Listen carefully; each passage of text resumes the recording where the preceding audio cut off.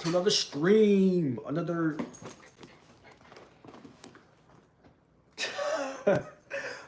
Think and Grow Rich stream, another daily stream, another daily Monday through Friday stream for Think and Grow Rich. If this is your first time ever showing up and you're watching this post live, we do Think and Grow Rich every single day, Monday through Friday. And how do we do this? We do every single chapter for a week straight. Why do we do it for a week straight? Because I feel like, and I know that sometimes we read things too quickly just because we want to finish it. And this gives us a chance to not try to rush through this read, to take our time with the read and to actually start to apply the principles we learned from the book, right? Because we're not just trying to read a book, we're trying to grow, you feel me? We're not just trying to read, we're trying to apply, you know?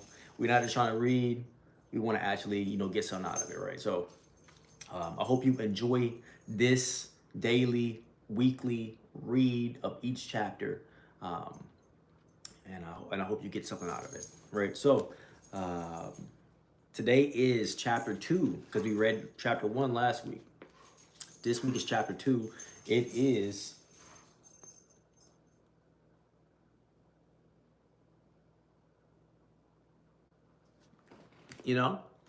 desire, the starting point of all achievement, the first step to riches, right?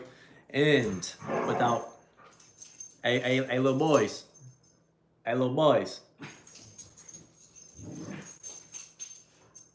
gonna need y'all to quiet down back there, all right? All right? Thank you. I appreciate it. I love when they listen. I love it. It will last about 5 minutes, I ain't gonna lie. But when they do, it's pretty cool. All right. Now in chapter 2, desire, the starting point of all achievement, the first step to riches. When Edwin C. Barnes climbed down from the freight train in Orange, New Jersey, he had resembled a trimp, but his thoughts were those of a king. And as he made his way to Thomas A. Edison's office, his mind was at work. He saw himself standing in Edison's presence. He heard himself asking Mr. Edison for an opportunity to carry out the one consuming obsession in his life, a burning desire to become the business associate of the great inventor. Barnes' desire was not a hope. It was not a wish. It was a keen, pulsating desire which transcended everything else.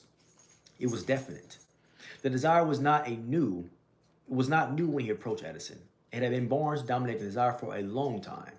In the beginning, when the desire first appeared in his mind, it may have been probably only a wish, but it was no mere wish when he appeared before Edison with it. A few years later, Edwin C. Barnes again stood before Edison in the same office where he first met the inventor. This time, his. How you doing, BJ? How you doing? God bless you too, man. How you doing, Fatima? What's up, Goopball? Welcome back. you I may give you 87.5. You still need one more stream.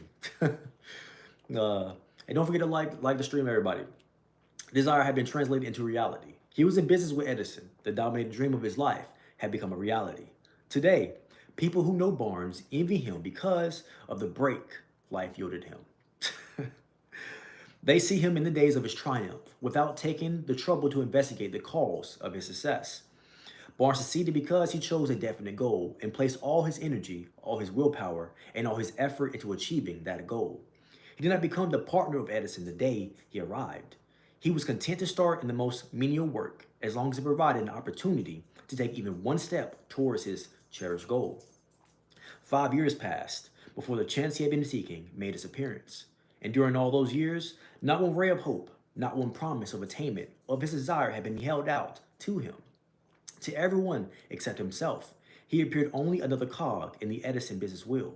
But in his own mind, he was the partner of Edison every minute of the time, from the very day he first went to work there. It is a remarkable illustration of the power of a definite desire. Barnes won his goal because he wanted to be a business associate of Mr. Edison more than he wanted anything else. He created a plan by which to attain that purpose, but he burned all bridges behind him. He stood by his desire until it became the dominating obsession of his life, and finally, a fact. When he went to Orange, he did not say to himself, I will try to induce Edison to give me a job of some sort. He said, I will see Edison and put him on notice that I have come to go into business with him. He did not say, I will work there for a few months, and if I get no encouragement, I will quit and get a job somewhere else. He did say, I will start anywhere. I will do anything Edison tells me to do, but before I am through, I will be his associate. He did not say, I will keep my eyes open for another opportunity in case I fail to get what I want in the Edison organization. He said, there is but one thing in this world I am determined to have, and that is a business association with Thomas A. Edison. I will burn all bridges behind me and stake my entire future on my ability to get what I want. He left himself no possible way of retreat. He had to win or perish. That is all there is to Barnes' story of success. A long while ago, a great warrior had to make a decision which ensured his success on the battlefield. He was about to send his armies against a powerful foe, whose men outnumbered his own. He loaded his soldiers into boats, sailed to the enemy's country, unloaded soldiers and equipment, and then gave the order to burn the ships that carried them. Addressing his men before the first battle, he said, You see the boats going up in smoke? That means that we cannot leave these shores alive unless we win. We now have no choice. We win or we perish. They won. Every person who wins in any undertaking must be willing to burn his ships and cut off all sources of retreat. Only by doing so can one be sure of maintaining that state of mind known as a burning desire to win, essential to success. How you doing, Reginald? Welcome to the chat. The morning after the Great Chicago Fire, a group of merchants stood on State Street, looking at the smoking remains of what had been their shores. They went into a conference to decide if they would try to rebuild or leave Chicago and start over in a more promising part of the country. They reached a decision, all except one, to leave Chicago. The merchant who decided to stay and rebuild pointed a finger at the remains of his store and said, Gentlemen, on that very spot, I will build the world's greatest store, no matter how. Many times, and they burned down. The store was built. It stands there today, a towering monument to the power of that state of mind known as a burning desire. The easy thing for Marshall Field to have done would have been exactly what his fellow merchants did. When the going was hard and the future looked dismal, they pulled up and went where the going seemed easier. Mark well this difference between Marshall Field and the other merchants, because it is the same difference that distinguishes Edwin C. Barnes from thousands of other young men who have worked in the Edison organization. It is the same difference that distinguishes practically all who succeed from those who fail. Every human being who understands the purpose of money wishes for it. Wishing would not bring riches, but desiring riches with a state of mind that becomes an obsession, then planning definite ways and means to acquire riches and backing those plans with persistence, which does not recognize failure, will bring riches. The method by which desire for riches can be transmuted into a financial equivalent consists of 6 definite practical steps. And now 1. 1. Fix in your mind the exact amount of money you desire. It is not sufficient to merely say, I want plenty of money. Be definite as to the amount, and there will be a psychological reason for the definiteness, which will be described in a subsequent chapter. 2. Determine exactly what you intend to give in return for the money you desire. There is no such reality as something for nothing. 3. Establish a definite date when you intend to possess the money you desire. 4. Create a definite plan for carrying out your desire and begin at once, whether you're ready or not, to put this plan into action. 5. Write out a clear, concise statement of the amount of money you intend to acquire. Name the time limit for its acquisition. State what you intend to give in return for the money and describe clearly the plan through which you intend to accumulate it. 6. Read your written statement aloud, twice daily, once just before retiring at night and once after rising in the morning. As you read, see and feel and believe yourself already in possession of the money. It is important that you follow the instructions described in these 6 steps. It is especially important that you observe and follow the instructions in the 6th paragraph. You make a plan that it is impossible for you to see yourself in possession of money before you actually have it. Here is where a burning desire will come to your aid. If you truly desire money so keenly that your desire is an obsession, you will have no difficulty in convincing yourself that you will acquire it. The object is to want money and to become so determined to have it that you convince yourself that you will have it. Only those who become money conscious ever accumulate great riches. Money consciousness means that the mind has become so thoroughly saturated with the desire for money that one can see oneself already in possession of it. To those who have not been schooled in the working principles of the human mind, these instructions may appear impractical. It may be helpful to all who fail to recognize the soundness of the 6 steps. To know that the information they conveyed was received from Andrew Carnegie, who began as an ordinary laborer in the steel mills. Despite his humble beginning, Carnegie managed to make these principles yield him a fortune of considerably more than $100 million. It may be of further help to know that the 6 steps recommended here were carefully scrutinized by Thomas A. Edison. He placed his stamp of approval upon them as being not only the steps essential for the accumulation of money, but also for the attainment of any definite goal. The steps call for no hard labor. They call for no sacrifice. They do not require one to become ridiculous or credulous. To apply them calls for no great amount of education, but the successful application of these steps does call for sufficient imagination to enable one to see and to understand that accumulation of money cannot be left to chance, good fortune, and luck. One must realize that all who have accumulated great fortunes first did a certain amount of dreaming, hoping, wishing, desiring, and planning before they acquired money. You may also well know that every great leader from the dawn of civilization down to the present was a dreamer. If you do not see great riches in your imagination, you will never see them in your bank balance. Never has there been such a great opportunity for practical dreamers as now to exist. We who are in this race for riches should be encouraged to know that this dynamic world in which we live is demanding new ideas, new ways of doing things, new leaders, new inventions, new methods of teaching, new methods of marketing, new books, new literature, new applications for computers, new cures for diseases, and new approaches to every aspect of business and life. Behind this demand for new and better things, there is one quality one must possess to win, and that is definiteness of purpose, the knowledge of what one wants, and a burning desire to possess it. To accomplish this requires practical dreamers who can and will put their dreams into action. The practical dreamers have always been and always will be the pattern makers of civilization. We who desire to accumulate riches should remember that real leaders of the world have always been people who harnessed and put into practical use the intangible, unseen forces of unborn opportunity. They have converted those forces, or impulses of thought, into skyscrapers, cities, factories, airplanes, cars, better healthcare, and every form of convenience that makes life more pleasant. Tolerance and an open mind are practical necessities for the dreamer of today. Those who are afraid of new ideas are doomed before they start. Never has there been a time more favorable to pioneers than the present. There is a vast business, financial, and industrial world to be remolded and redirected along new and better lines. In planning to acquire your share of the riches, let no one influence you to scorn the dreamer. To win the big stakes in this ever-changing world, you must catch the spirit of the great pioneers of the past, whose dreams have given to civilization all that it has of value. The spirit which serves as the lifeblood of our society, your opportunity and mine to develop and market our talents. Let us not forget, Columbus dreamed of an unknown world, staked his life on the existence of such a world, and discovered it. Copernicus, the great astronomer, dreamed of a multiplicity of worlds and revealed them. No one denounced him as impractical after he had triumphed. Instead, the world worshipped at his shrine, thus proving once more that success requires no What's up, J2K? Threw me off. That success requires no apologies, and failure permits no alibis. If the thing you wish to do is right and you believe in it, go ahead and do it. Put your dream across and never mind what they say if you meet with temporary defeat, for they perhaps do not know that every failure brings with it the seed of an equivalent success. Henry Ford, poor and uneducated, dreamed of a horse's carriage.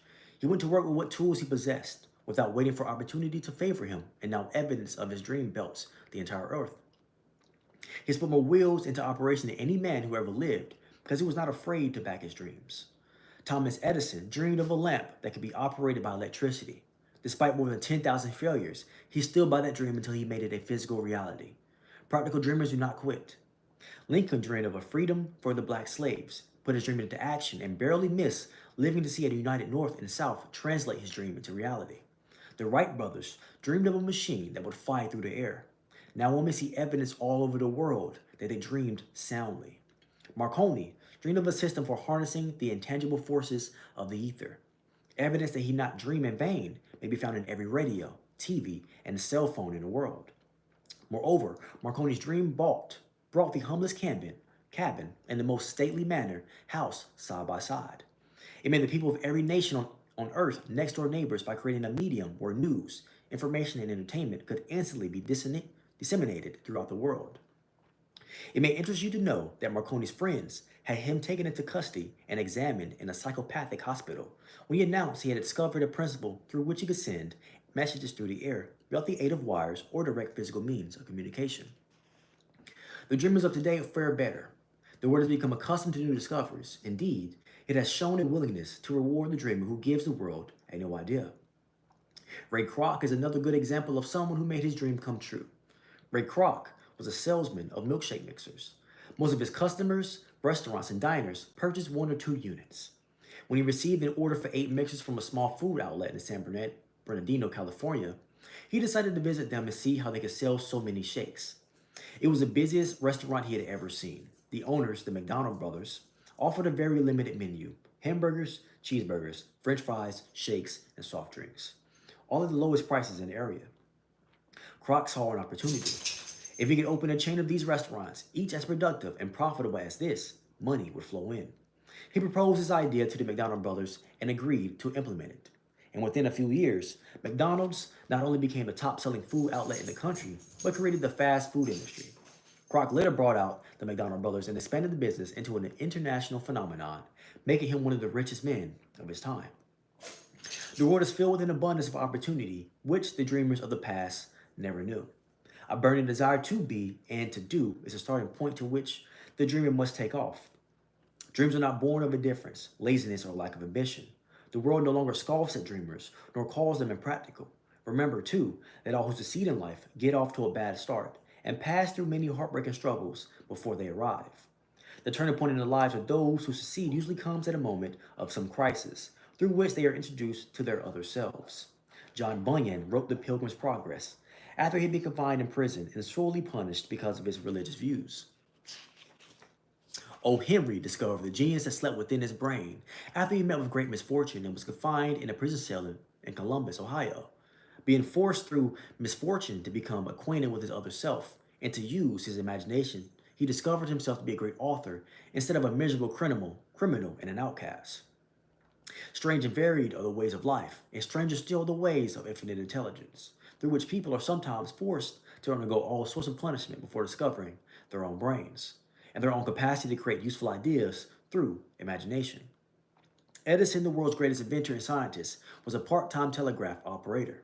He failed innumerable times before he was driven finally to the discovery of the genius that slept within his brain. Charles Dickens began by pasting labels on black ink post. The tragedy of his first love penetrated the depths of his soul and converted him into one of the world's truly great authors. Disappointment over love affairs generally has the effect of driving people to drink and to ruin. This is because most people never learn the art of transmuting their strongest emotions into dreams of a constructive nature. Helen Keller became deaf, dumb, and blind shortly after birth. Despite her great misfortune, her name is written indelibly in the pages of the history of the great. Her entire life served as evidence that no one is ever defeated until defeat has been accepted as a reality. Robert Burns was an illiterate country lad. He was cursed by poverty and grew up to be a drunkard. The world was made better for his having lived because he clothed beautiful thoughts in poetry, thereby plucking a thorn and planting a rose in its place. Booker T. Washington was born in slavery, handicapped by race and color. Because he was tolerant and had an open mind at all times and in all subjects and was a dreamer, he left his impression for good on an entire race. Beethoven was deaf, Milton was blind, but their names will last as long as time endures because they dreamed and translated their dreams into organized thought.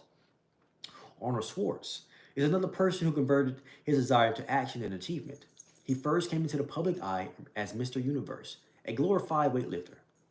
But Schwartz was not a typical muscle man. He was a man with dreams and goals. He achieved it by becoming a wealthy businessman, one of the highest paid movie stars, and eventually governor of California. Born and raised in Austria, as a child, he began training as a weightlifter. At 18, he won his first bodybuilding contest and the first of 5 consecutive Mr. Universe titles. He immigrated to the United States and continued winning similar contests. Although he accomplished more than any other person in the art of bodybuilding, it was no longer a challenge. He saw other areas where he could use his talents. His training in physical development taught him that there was a need for knowledge about physical fitness. He had that knowledge and wanted to share it. He wrote an autobiography, Arnold the Education of a Bodybuilder, which became a bestseller. He followed it with a book on bodybuilding for women, showing female readers how to use weight training to get in shape. This led to the creation of a mail-order exercise business and a company to produce bodybuilding events. These businesses started him on the road to business success. His next goal was to become a movie star. Even before he had secured his first movie role, he set himself a goal to be as big in movies as he was in bodybuilding. After turning down minor roles, his persistence paid off, wherein he was cast as a lead in Conan the Barbarian. This led to a series of action films that made him one of the highest paid actors in Hollywood. Success in the movies did not make Schwartz complacent. He set new goals for himself, this time in the world of business. He invested in real estate, created a restaurant chain, and became actively involved in other enterprises and became a multimillionaire. As his success mounted, however, he added what became his dream goal to serve the community. He traveled around the country to promote health and fitness for youth. He went to inner cities and inspired kids to eschew violence and crime, to say no to drugs, guns, and gangs, and yes, to education. He has taken an active leadership role in several organizations dedicated to physical fitness and health. In 2003, Schwartz threw his hat into the ring and was overwhelmingly elected as the new governor of California. You can learn much from this man. In setting goals, you're not limited to any one area. Schwartz could have limited his future to bodybuilding and become quite successful, but he dreamed of much more, set higher goals, and strove to reach them. He learned from his successes and adapted his knowledge in every aspect of his life. Like Schwartz, do not be discouraged by criticism. Critics belittle his acting ability in his first films, but he was not dissuaded and pursued his goal to become one of the highest paid actors in Hollywood.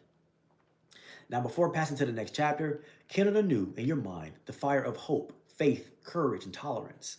If you have these states of mind and a working knowledge of the principles described, all else that you need will come to you when you are ready for it. Let Emerson state the thoughts in these words: every proverb, every book, every byword that belongs to thee for aid and comfort shall surely come home through open or winding passages. Every friend whom not thy fantastic will, but the great internal soul in thee craveth, shall lock thee in his embrace. There is a difference between wishing for a thing and being ready to receive it. No one is ready for a thing until he believes he can acquire it. The state of mind must be belief, not mere hope or wish. Open-mindedness is essential for belief. Closed minds do not inspire faith, courage, or belief. Remember, no more effort is required to aim high in life, to demand abundance and prosperity, than is required to accept misery and poverty. A great poet has correctly stated this universal truth through these lines: I bargained with life for a penny, and life would pay me no more. However, I begged at evening when I counted my scanty store. For life is just an employer. He gives you what you ask, but once you have the set wages, why, you must bear the task. I worked for a menial's hire, only to learn, dismayed, that any wage I asked to life would have willingly paid.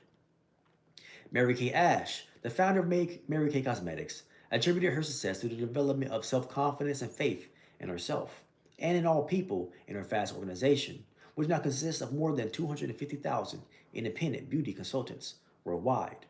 Her sales career began 25 years earlier when she joined Stanley Home Products, and she often commented that she was not at all successful during her first year and was ready to give up. This changed when she attended her first Stanley sales seminar. She reported that there I saw this tall, svelte, pretty, successful woman crowned queen as a reward for being the best in a company contest. I determined to be that queen the following year, which seemed impossible. However, I decided to go up and talk to the president and tell him that I intended to be queen next year. Mr. Beveridge didn't laugh at me, but looked at me in my eye, held my hand, and said, somehow I think you will. Those 5 words drove me, and the next year I was queen. Mary Kay preached and practiced that first step in achieving success is to firmly believe that you are an excellent person who deserves success. In an article in Personal Excellence, she suggested some exercises to help create your image of excellence and to begin to establish an atmosphere of success in your life. Here are some of her suggestions. Imagine yourself successful. Always picture yourself successful. Visualize the person you desire to become. Set aside time each day to be alone and undisturbed. Get comfortable and relax. Close your eyes to concentrate on your desires and goals. See yourself in this new environment, capable and self confident. Reflect on your past successes. Every success, be it large or small, is proof that you're capable of achieving more successes. Celebrate each success. You can recall it when you begin to lose faith in yourself. Set definite goals. Have a clear direction of where you want to go. Be aware when you begin to deviate from these goals and take immediate corrective action. Respond positively to life. Develop a positive self-image. Your image, your reactions to life, and your decisions are completely within your control. And now, desire outwits Mother Nature. As a fleeting climax to this chapter, I wish to introduce one of the most unusual people I have ever known.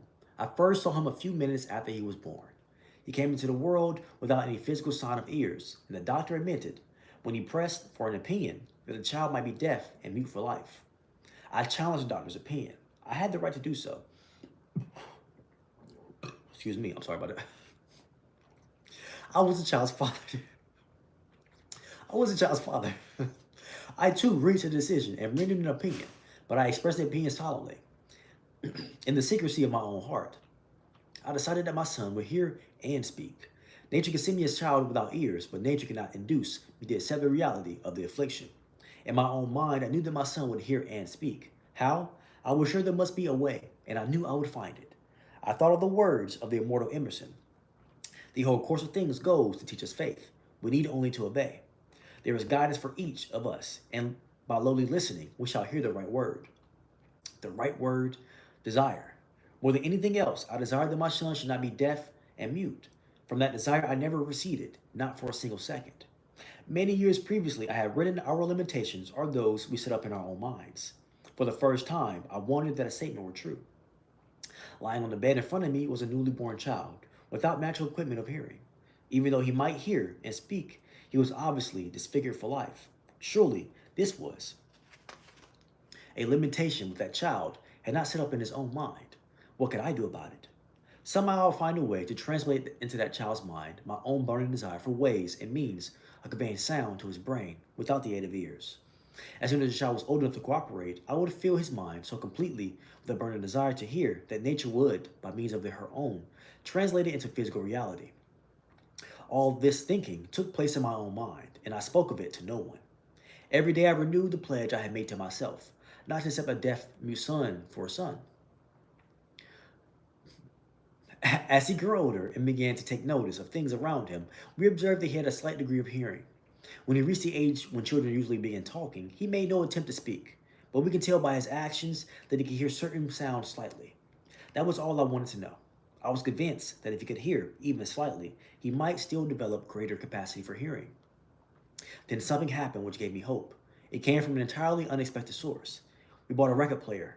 When the child heard the music for the first time, he went to ecstasies and promptly appropriated the machine.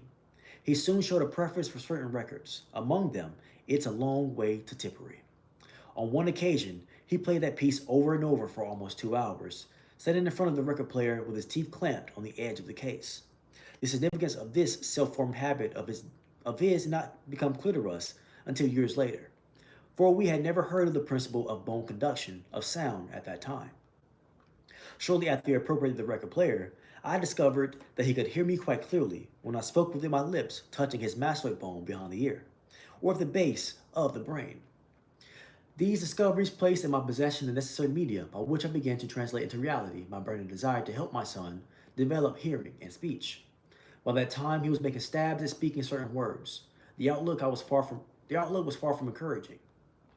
But desire backed by faith knows such word is impossible. Having determined that he could hear the sound of my voice plainly, I began immediately to transfer to his mind the desire to hear and speak. I soon discovered that the child enjoyed bedtime stories, so I went to work, creating stories designed to develop in him self-reliance, imagination, and a keen desire to hear and to be normal. There was one story in particular, which I emphasized by giving it some new and dramatic coloring each time it was told. It was designed to plant in his mind the thought that his affliction was not a liability, but an asset of great value. Despite the fact that all philosophy I had examined clearly indicated that every adversity brings with it the seed of an equivalent advantage, I must confess that I did not see the slightest idea how this affliction could ever become an asset. However, I continued my practice of wrapping that philosophy in bedtime stories. hoping the time would come when he would find some plan by which his handicap could be made to serve some useful purpose. Reason told me plainly that there was no adequate compensation for the lack of ears and natural hearing equipment. Motion detected at the front. Desire backed by faith pushed reason aside and inspired me to carry on. As I analyze the experience in retrospect, I can see now that my son's faith in me had much to do with the exciting results. He did not question anything I told him. I sold him the idea that he had a distinct advantage over his older brother, and that his advantage will reflect itself in many ways. For example, B. Teachers in school would observe that he had no ears, and because of this, they would show him special attention and treat him with extraordinary kindness. They always did. His mother saw that by visiting the teachers and arranging with them to give him extra attention, arranging with them to give the child extra attention necessary. I sold him the idea, too, that when he became old enough to sell newspapers, he would have a big advantage over his brother as people would pay him extra money for his wares because they could see he was a bright, industrious boy, despite the fact he had no ears. We noticed that gradually the child's hearing was improving. Moreover, he had not the slightest tendency to be self-conscious because of his affliction. When he was about 7, he showed the first evidence that our methods of servicing his mind was bearing fruit. For several months, he begged for the privileges of selling newspapers, but his mother would not give her consent. She was afraid that his deafness made it unsafe for him to go on the street alone. Finally, he took matters in his own hands. One afternoon, when he was left at home with his servants, he climbed through the kitchen window, shimmied to the ground, and set out on his way. He borrowed 6 cents in capital from the neighborhood shoemaker, invested in the papers, sold out, reinvested, and kept repeating until late in the evening. After balancing his accounts and paying back his 6 cents he borrowed from the banker, he had a profit of about 42 cents. When we got home that night, we found him in bed asleep with the money tightly clenched in his hand. His mother opened his hand, removed the coins, and cried. Of all things, crying over her son's first victory seemed so inappropriate. My reaction was the reverse. I laughed heartily, for I knew that my endeavor to plant in the child's mind an attitude of faith in itself had been successful. His mother saw in the first business adventure a little deaf boy who had gone into the streets and risked his life to earn money. I saw a brave, ambitious, self-reliant little businessman whose stock in himself had increased 100% because he had gone into business on his own initiative and had won. The transition pleased me because I knew he had given evidence of a trait of resourcefulness that would go with him all through life. Later events proved this to be true. When his older brother wanted something, he would lie down on the floor, kick his feet in the air, cry for it, and get it. When the little deaf boy wanted something, he would plan a way to earn the money and to buy it for himself. He still follows that plan. Truly, my own son has taught me that handicaps can be converted into stepping stones on which one may climb towards some worthy goal, unless they are accepted as obstacles and used as alibis. The little deaf boy went through the grades, high school and college, without being able to hear his teachers, except when they shouted loudly at close range. He did not go to a school for the deaf. We would not permit him to learn sign language. We were determined that he should live a normal life and associate with normal children. And we stood by that decision, although it caused us many heated debates with the school officials. While he was in high school, he tried an electrical hearing aid, but it was of no value to him. We believe that this was due to the condition that was disclosed when the child was 6. Dr. J. Gordon Wilson of Chicago operated on one side of the boy's head and discovered that there was no sign of natural hearing equipment. During his last week in college, 18 years after the operation, something happened which marked the most important turning point in his life. Through what seemed to be mere chance, he came into possession of another electrical hearing device, which was sent to him on a trial. He was slow about testing it due to his disappointment with a similar device. Motion detected at the front. Finally, he picked the instrument up and more or less carelessly placed it on his head, hooked up the battery, and lo, as by a stroke of magic, his lifelong desire for normal hearing became a reality. For the first time in his life, he heard practically as well as any person with normal hearing. God moves in mysterious ways, his wonders to perform. Overjoyed because of the changed world that had been brought to him through his hearing device, he rushed to the telephone, called his mother, and heard her voice perfectly. The next day, he plainly heard the voices of his professors in class for the first time in his life. He heard the radio. He heard the cinema for the first time in his life. He could converse freely with other people without them having to speak loudly. Truly, he had come into a possession of a changed world. We refuse to accept nature's error and by persistent desire, we had induced nature to correct that error through only the practical means available. Desire had commenced to pay dividends, but the victory was not yet complete. The boy still had a definite and practical way to convert his handicap into an equivalent asset. Hardly realizing the significance of what had already been accomplished, but intoxicated with the joy of his newly discovered world of sound, he wrote a letter to the manufacturer of the hearing aid, enthusiastically describing his experience. Something in his letter, something, perhaps, which was not written on the lines but between them, caused the company to invite him to New York, and when he arrived, he was escorted through the factory. While talking with the chief engineer, telling him about his changed world, a hunch, an idea for an inspiration, call it what you wish, flashed into his mind. It was this impulsive thought which converted his affliction into an asset destined to pay dividends in both money and happiness to thousands for all time to come. The sum and substance of that impulse of thought was this. It occurred to him that he might be of help to the millions of deaf people who would go through life without the benefit of hearing devices. If he could find a way to tell them the story of his changed world, then and there, he reached a decision to devote the remainder of his life to providing a useful service to the hard of hearing. For an entire month, he carried out his intensive research. He analyzed the entire marketing system of the manufacturer of the hearing device and created ways and means of communicating with the hard of hearing all over the world for the purpose of sharing with them his newly discovered changed world. When this was done, he wrote a 2-year plan based upon his findings. On presenting the plan to the company, he was instantly given a position for the purpose of carrying out his ambition. Little did he dream when he went to work that he was destined to bring hope and practical relief to thousands of deaf people who, without his help, would have been doomed forever to be deaf with mutism. Shortly after he became associated with the manufacturer of his hearing aid, he invited me to attend a class conducted by his company for the purpose of teaching deaf mutes to hear and to speak. I have never heard of such a form of education. Therefore, I visited the class skeptical, but hopeful that my time would not be entirely wasted. Here I saw a demonstration that gave me a greatly enlarged vision of what I had done to arouse and keep alive in my son's mind the desire for normal hearing. I saw deaf mutes actually being taught to hear and speak through application of the self same principle I had used more than 20 years previously in the same son in saving my son from deaf mutism. Thus, through some strange turn of the wheel of fate, my son Blair and I were destined to aid in correcting deaf mutism for those as yet unborn. There is no doubt in my mind that Blair would have been deaf mute all his life if his mother and I had not managed to shape his mind as we did. When Blair was an adult, Dr. Irving Voorhees, a noted specialist on such cases, examined him thoroughly. He was astounded when he learned how well my son hears and speaks, and said his examination indicated, theoretically, the boy should not be able to hear at all. But the lad does hear, despite the fact that X-ray pictures show there is no opening in the skull whatsoever from where his ears should be to the brain. When I planted in his mind the desire to hear and talk and live as a normal person, there went that impulse, some strange influence which caused nature to become a bridge builder and expand the gulf of his silence between his brain and the outer world by some means which the keenest medical specialists have not been able to interpret. It would be sacrilege for me to even conjecture as to how nature performed this miracle. It would be unforgivable if I neglected to tell the world as much as I know of the humble part I assumed in the strange experience. It is my duty and privilege to say I believe, and not without reason, that nothing is impossible to the person who backs desire with enduring faith. I have no doubt that a burning desire has devious ways of transmitting itself into its physical equivalent. Blair desired normal hearing, and now he has it.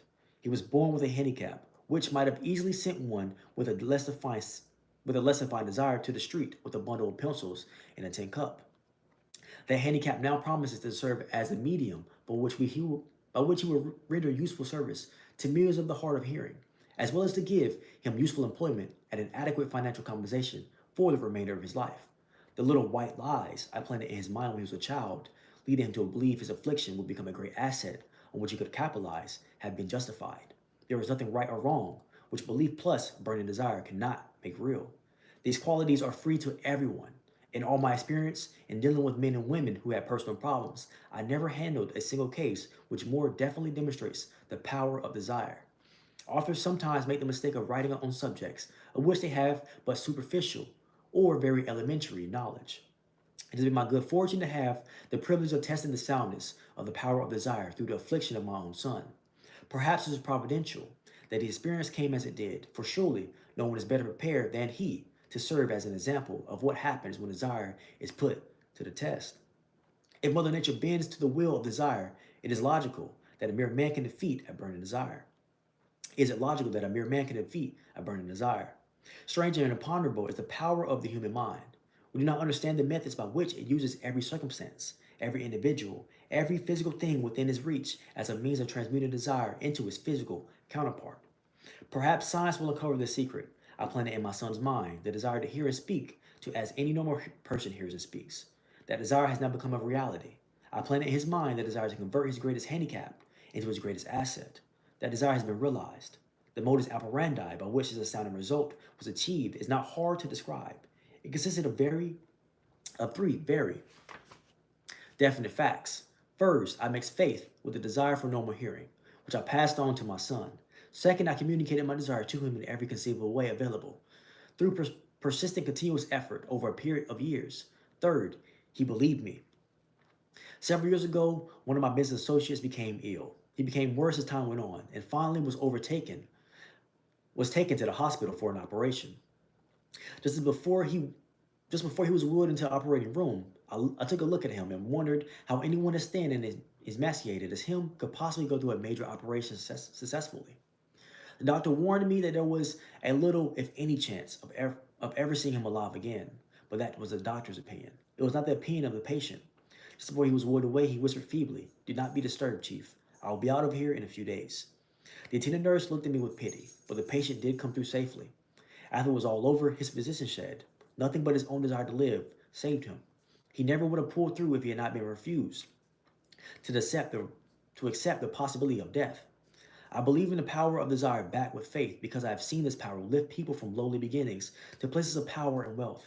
I have seen it rob the grave of its victims. I have seen it serve as a medium by which people staged a comeback after having been defeated in 100 different ways. I have seen it provide my own son with a normal, happy, successful life, despite nature having sent him into the world without ears. How can one harness and use the power of desire? You're going to knock my drink down, baby.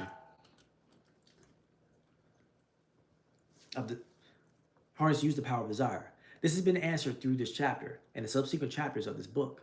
I wish to convey the thought that all achievement, no matter what is nature or purpose, Motion detected at the back door. must begin with an intense, burning desire for something definite. Through some strange and powerful principle of mental chemistry, nature wraps up in the impulse of strong desire that something which recognizes no such word as impossible and accepts no such reality as failure. Hey, yeah, 2 in 1 day. And chat, that is the end of Think and Grow Rich, chapter 2. Hello, okay. Okay. So, like we talked about yesterday, today will be our first actual discussion on the chapter, right? This has been chapter 2. The title is Desire. And this will be our first actual discussion on the chapter. Welcome back, football. It's good to see you again, man. I haven't seen you in a minute. Hey, Niche, how you doing? And what's up, Goof? Excuse me.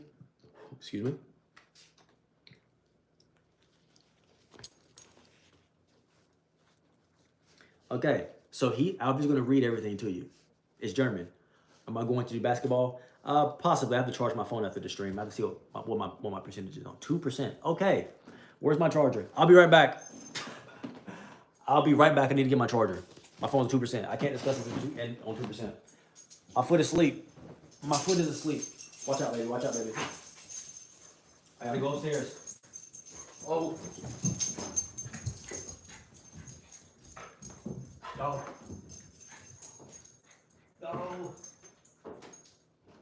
Oh. My foot's asleep.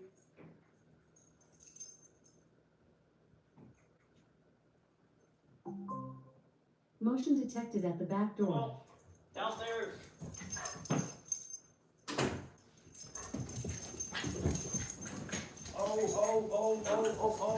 Ah!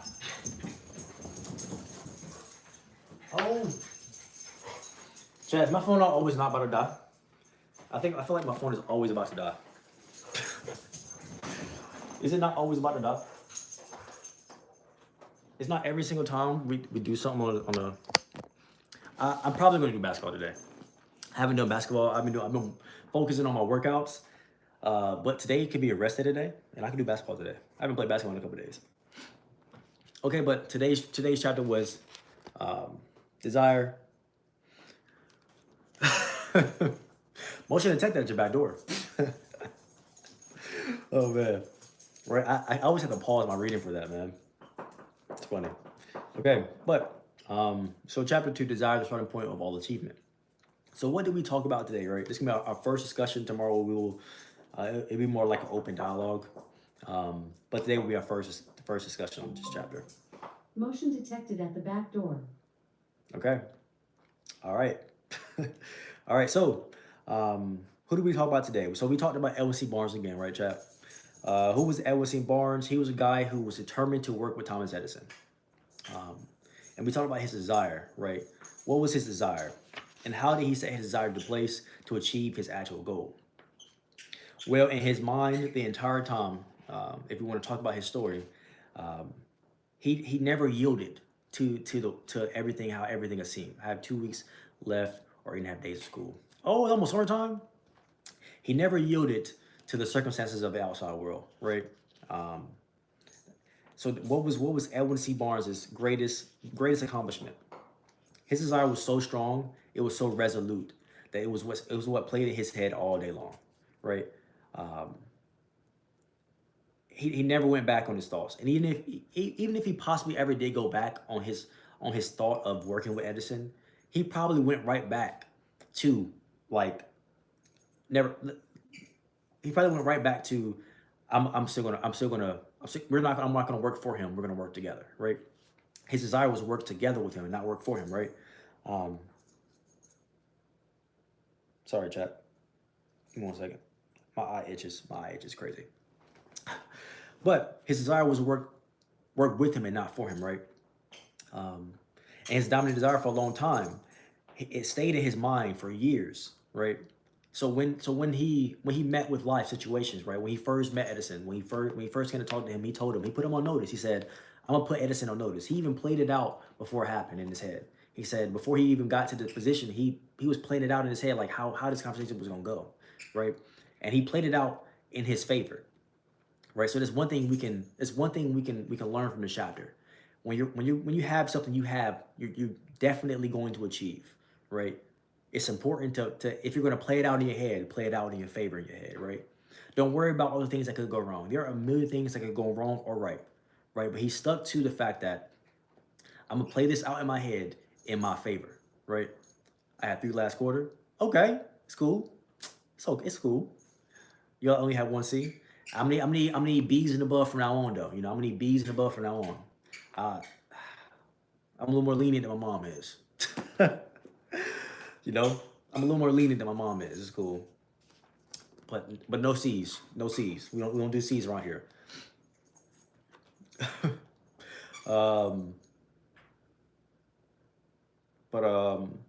So yeah, but his desire, his mind played it out as it working in his favor, right? He kept playing it out in his mind as it working out in his favor. There were plenty of things that we could think about in our life to where we can remember playing the situation out, and when we played it out in our mind, we worked it out in our favor, right?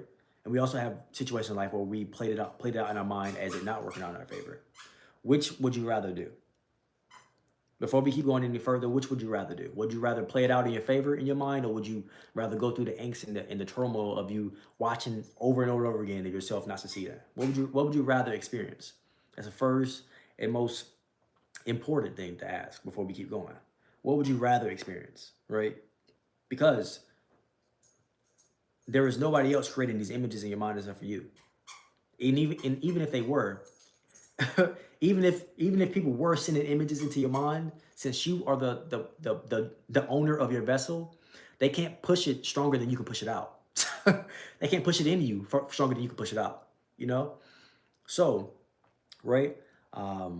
So what would you rather experience? What would you rather play out in your mind? Would you rather play out in your mind that is working out in your favor? Would you rather play out in your mind that that you succeeded in that avenue that you went towards? Would you rather play on your mind that you reached your goal, that you achieved a dream? What would you rather play out in your mind? Is the first question I want to ask you. Motion detected at the front. What would you rather play out? Is the first question I want to ask. And Barnes, Edwin C. Barnes here, he played out every single day. Every single day he was on the job for years that he was going to be the partner of Edison, not a person working for him. Even though life showed him that he was currently working for Edison, right? Life showed him. The world tried to show him, right? That's why we don't believe the world. This is why I personally don't believe nothing the world has to say, right? But Motion detected at the front. trying to interrupt me, bro. I don't personally believe anything the world has to say because the world's a liar. I'm the only one that tells the truth. I'm the only one that tells the truth, right? So, you know, so, um, but he didn't believe what the world was trying to tell him. The world was trying to tell him that he was going to end up working for Edison. He was going to end up another cog in the wheel. Everybody around him was like, they were accepting it, but he refused to accept that type of lifestyle for himself. He refused that. He refused to take no for an answer, right? He refused to take no for an answer. So he kept in his mind his inevitable success playing out, even when the world tried to force him to believe that he wasn't who he thought he was. Remember, you are who you think you are. You are who you think you are. Whether that is good or bad, you are who you think you are. Whether that's good or bad, right? And if you think bad things about yourself, just change it. There is nothing outside of you that's stronger than you pushing it out. What's coming out of you is way stronger than anything going into you, right? You know? So if you want to change, right? And if you want to see, and if you want the better things in life, there's nothing outside of you that's going to be stronger than you. And as soon as you stop believing that something outside of you is stronger than you, then you have the ability to change everything around you, right? As soon as you stop believing that something outside of you is stronger than you, then you stop feeling like the victim. I met a high school scout. Okay, bad. How'd it go? How'd it go? How'd it go? How'd it go? I want to know. Because there's nothing outside of you that's stronger than you. And you can believe in spirits, you can believe in entities, you can believe in aliens, you can believe in whatever you want to believe. But there ain't nothing outside of you that's stronger than you, right? Nothing. Absolutely nothing. Because their power comes from outside, but your power comes from inside. You know, there ain't nothing outside of you that's able to force nothing on you. It's only what you allow to happen. It's what you accept. If you accept defeat, then you will be defeated. If you refuse to accept defeat, you will not be defeated. If you refuse to take no for an answer, you will not receive no for an answer. I ain't talking about the weird people out here, bro. We're not going in that area. Don't take it there. But if you refuse to take no for an answer, then you will not receive no for an answer. If you set yourself up in your mind successful before you even get into place, before you step in that door, then you almost guaranteed to be successful when you walk in that door. Almost guaranteed to be successful when you walk in that door, because you already set yourself up before you walked in that door. You sucked in that breath. You sucked up your fear, and you stood up to it. And you said, I'm gonna be successful regardless of anything outside of me.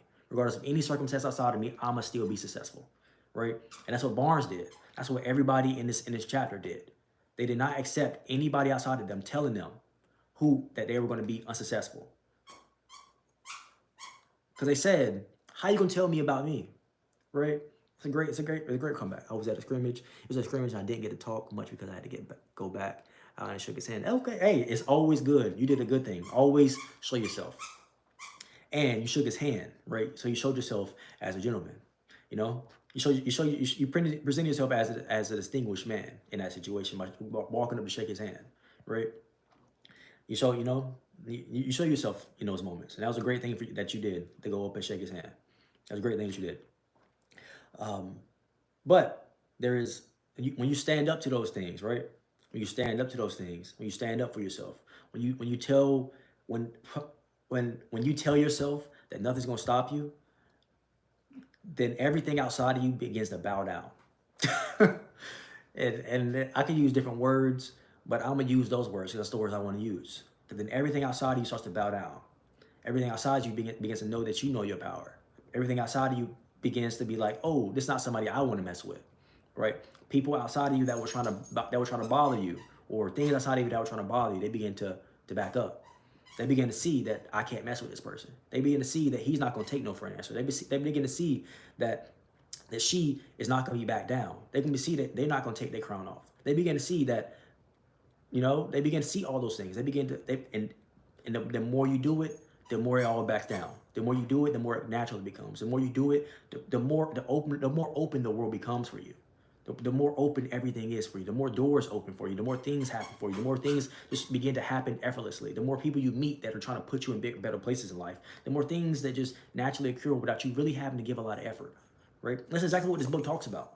This is exactly what this chapter, what this book has talked about so far. The more you tell yourself that you're going to succeed, the more everything outside of you begins to believe in what you say, right? The more everything outside of you begins to believe everything you say, right? When you stop believing everything outside and you start believing what you tell yourself, then everything outside of you has to believe what you tell yourself. They have no other option. Once they start seeing you be successful, they have no other option, right? The same way with people, when you meet people in life, right? And maybe they don't believe in you at first, right? They don't see who you are for real, right? They don't see your drive. They don't see your ambition. They don't see the things that you're willing to do to get to where you want to be in life, right? They don't see that at first. So they don't believe in you at first. But once you start showing it, once you start doing the things that you said you were going to do, once things start falling into place, they have no choice. They end up becoming your biggest fans because they didn't believe in you at first, right? How many of our biggest fans are people that didn't believe in us? How many of your biggest fans are people who put you down at first? How many of your biggest fans or your biggest fans, the biggest people that do you have to? No, I don't have that. I don't have that. How many of your biggest fans maybe had tried to put you down at first, but then they said you weren't going to be put down. So now like, oh man, that person, right? You inspire them now. Now you're their inspiration because you didn't back down. Everybody else usually backs down, but you didn't back down. So now you inspire them. Now you're what they want to do. I don't have it. I don't have 2K25. I don't play football or basketball games. I play in real life. You know, we already talked about this, bro. I don't play video games a lot. I really only play Rocket League and maybe Call of Duty every once in a while, right? Or I play like role-playing games because I think they're funny. Because I can act as different characters in the game. I think that's funny. But most of the time, if I'm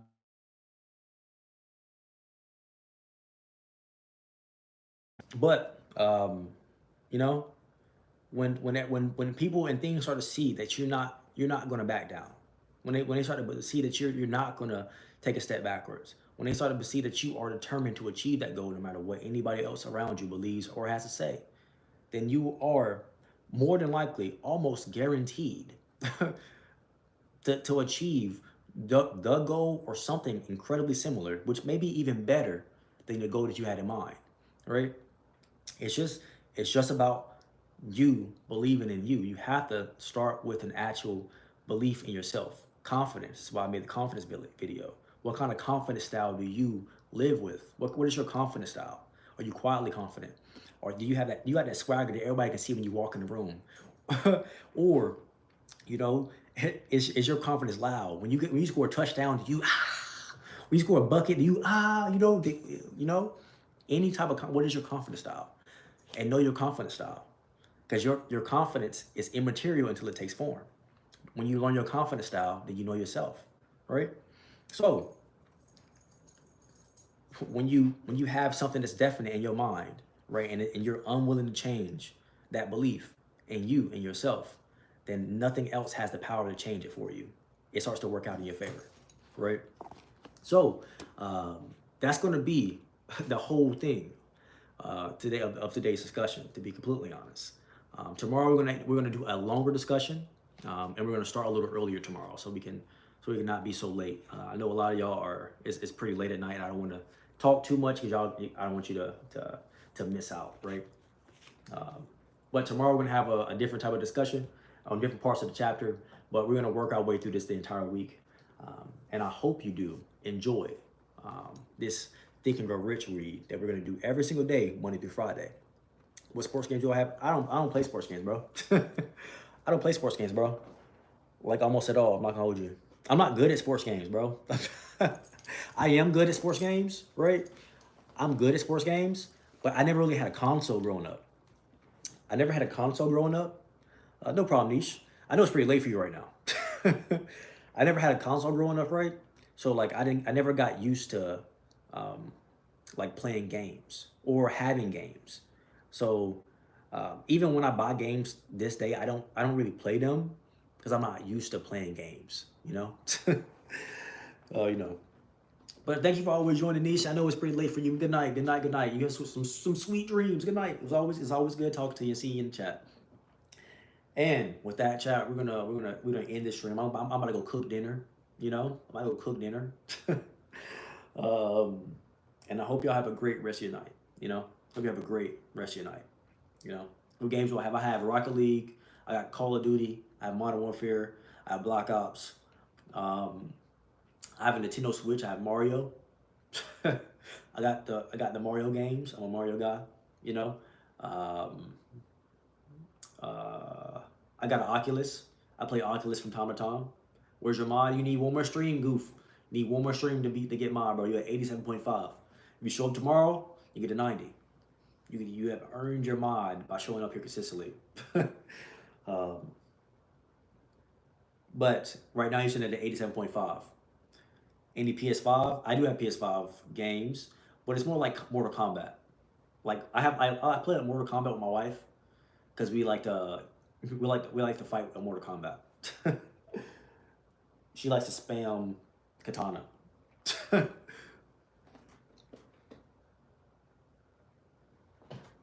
I don't know what that means. Um, but yeah, you know. But I hope y'all enjoyed today's read. Hope y'all enjoyed it. I'm gonna read these better. I know sometimes I stutter, but reading this over and over again, you know, gives me the ability to know all the words that are coming, so I don't end up stuttering in the future. It also helps me too. I'm like learning with my public speech. I really want to work on my public speaking skills. So yeah, football, bruh. Come on now. You were the first mod ever on the channel, bro. You were literally the first mod that ever got on the channel, bro. No. Football has the highest percentage. He had the highest percentage when he earned his mod. You know, uh, football has the highest percentage. Skit, no. Skit has taken top mod spot though because he's been here more. I'm sorry, Foot. Sorry, Foot. My fault, bro. And nothing I can do about it. You know, life happens. I understand. But it's a it's always fun chatting. It's always fun chatting. It's always fun streaming. Uh, what is his? He like 307 right now. I just made up a random number. I'm not gonna lie.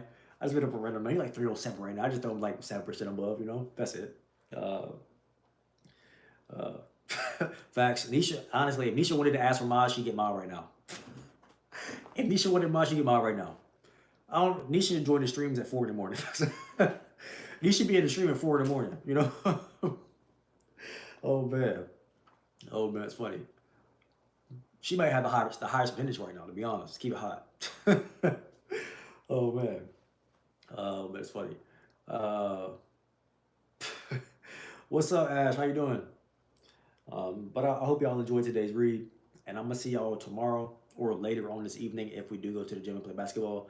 Um, but I gotta cook dinner because it's getting late, and the longer I wait, the later it is. The later it's gonna be until I eat. You know, so you want to know the greatest roast of all time? Go ahead, throw it at me. What's the greatest roast of all time?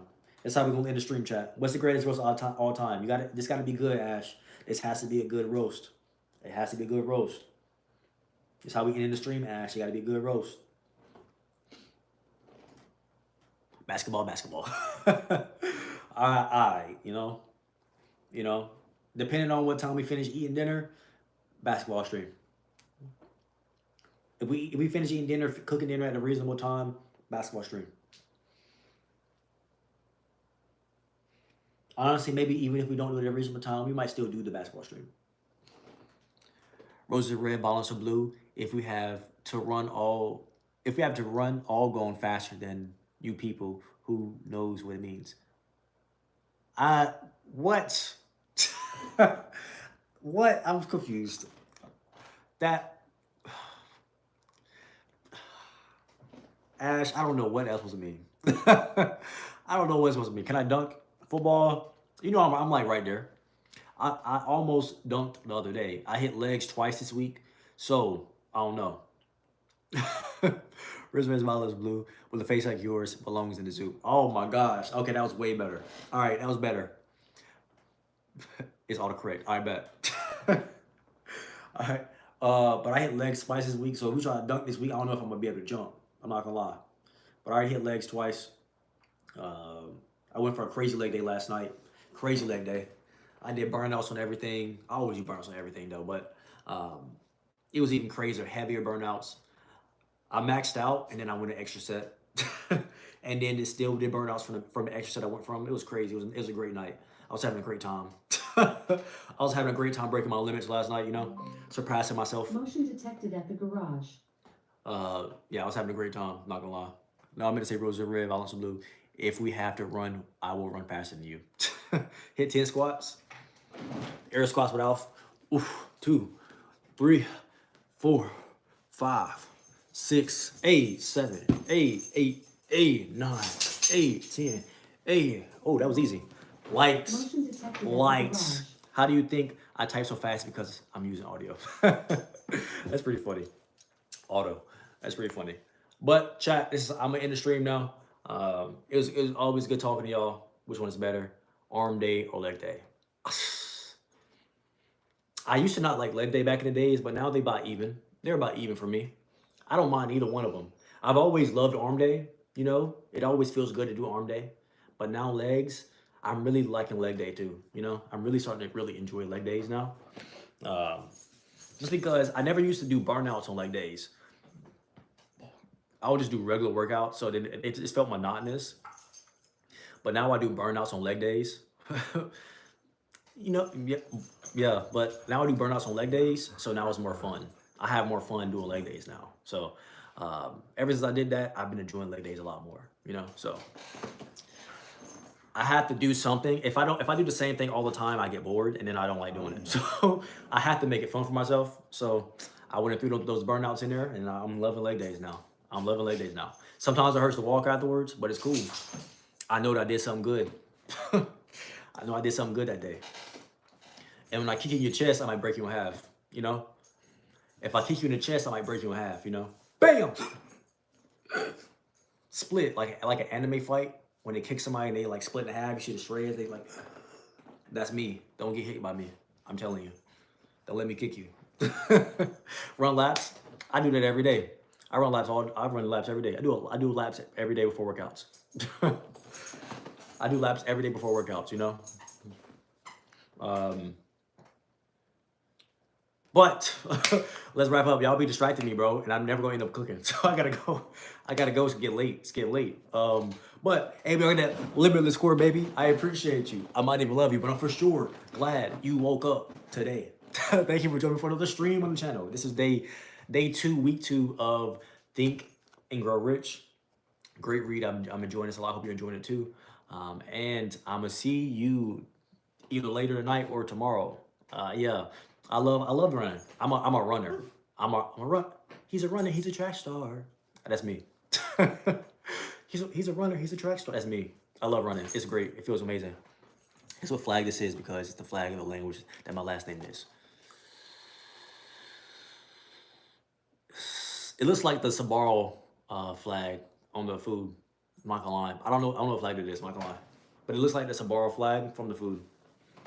But I don't want to be disrespectful, so I'm gonna stop talking. You know, Poland.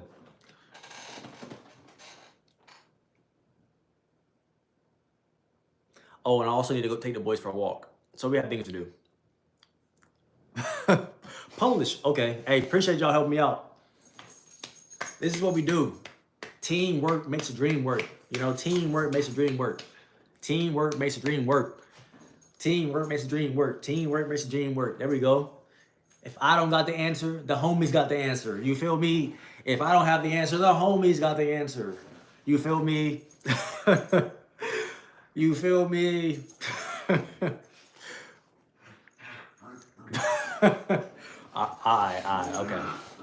But hey, teamwork makes the dream work, you know? Teamwork makes the dream work. You feel me? But I hope y'all have a great rest of y'all night, a great rest of y'all day. I hope y'all get some good sleep. You should go to sleep. And y'all have a great time. I always have a great time talking to y'all. And I appreciate your presence as always. As always appreciated. Peace. Bam.